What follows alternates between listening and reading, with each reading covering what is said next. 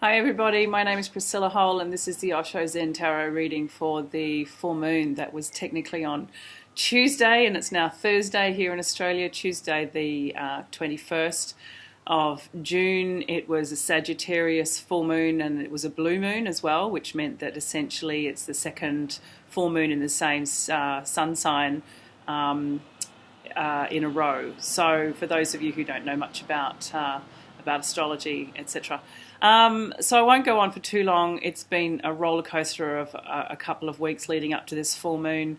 It's been very challenging. It was also the solstice. So for the southern hemisphere, we've gone from longest day, shortest night, and we're now just flipped over into the sun moving, and we're going to be coming into the days becoming longer and our nights getting shorter as we lead through this winter into summer.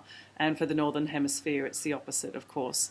So I won't keep going. I'm just going to draw a card. It's been a crazy, crazy time. Lots of challenges, lots of buttons being pushed, and lots of fear and worry around money, certainly from my corner of the world.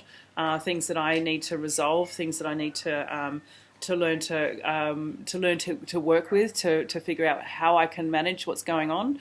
And there's other parts that have been, and I'm not the only one who's been dealing with this. Other people I know have been dealing with it in their own way and for their own reasons, but it still has a common thread around money, around how we create finances and how we create stability and survival, and what energies are we working with so that we can stay clear and not run from survival space, but actually go into true creation mode and create a flow so that the finances and the abundance are moving constantly and there's not a sense of fear around lack.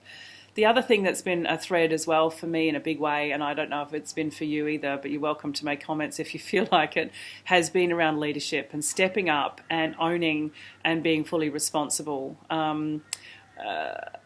About 2 weeks ago, I was charged with leading a group, and I didn't organise it. I didn't do any planning for it. I didn't do any organisation. I didn't even ask for help when I should have. And I know full well that I only have myself to answer to. Well, tell a lie. I've got the rest of the group to answer to around this particular issue, but I've only got myself to put down as the key reason why I didn't pull it together, and that's up to me to step up. I was given an opportunity, I didn't, and I now see too, that there was a lot of fear running underneath that. There was nervousness, there was fear of performance, fear of judgment, and these words are just coming to me now. I guess I haven't actually.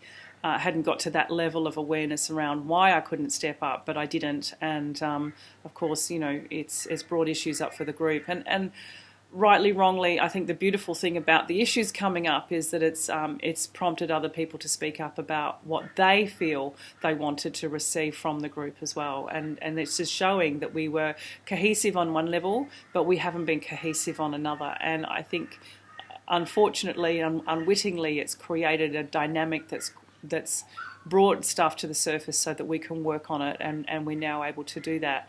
And I'm kind of grateful, but in the same breath, I'm deeply embarrassed that I didn't take care of it as well as I could have, because I have the skills, I have the knowledge, I have the power to do it, but somewhere in there, my confidence kind of flipped. I panicked a little bit. I retreated. I didn't ask for help, as I mentioned earlier, and I think that one of the things that did scare me a little bit was that there are some powerful dynamic energies who are a part of this group personality-wise, and there's a part of me that was a little bit in fear of those personalities and in fear of being judged. And because some of them have been my teachers, and now I'm at a place of peer.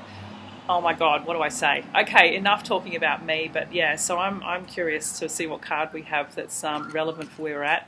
Huge apologies for the buses and everything roaring past us, but that's what you get, even in suburban Brisbane. So here we have a card. Oh my God, we're going to love this one. So it's adventure. And essentially we are all in this amazing place of being, if we choose to push past our fears and past the boundaries that we know and understand, we are always going to be faced with an exciting adventure. And it's something to remember. It's something for us to always look to try and strive for in our lives. That, you know, life isn't a grind, it isn't horrible. Yes, we have awful moments and we can be very, very challenged, but at the heart of it, what's the point of being on this planet, you know, living the life that we're living, if we don't have some sense of adventure, some sense of growing, some sense of excitement that, look what we're walking into, a rainbow of opportunities. How beautiful is this? So I'm not going to go on about this card. I think I've rabbited on enough about me. And I think the card actually really speaks for itself. We have a beautiful time for opening ourselves up to fantastic opportunities and fantastic adventures if we allow ourselves to, and it's really up to us. So it's up to you, it's up to me, stepping out, stepping up, and trusting that if we want the adventure, it's right there waiting for us to take it, absolutely to take it. So thank you very much, everybody, for watching the video. Thank you for your patience, because I always seem to be running a bit late somehow. There always seems to be some kind of drama or something takes over, or actually something I've become very aware of for a long time and I've not done a lot about it.